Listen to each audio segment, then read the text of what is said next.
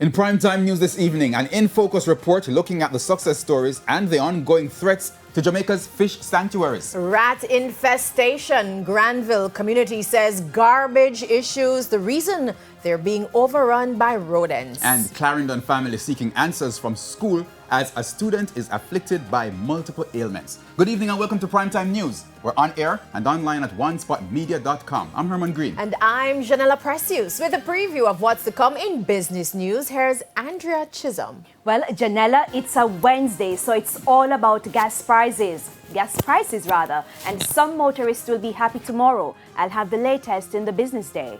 All right, thanks, Andrea. And Jeremy Brown is here. I hope you have some good news for sports.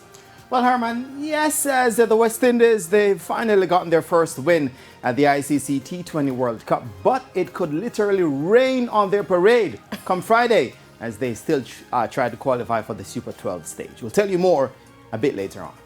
A little rain is always nice. There's also sports commentary, E-Prime and weather in this newscast. But before the break, the feedback question. Our question this evening.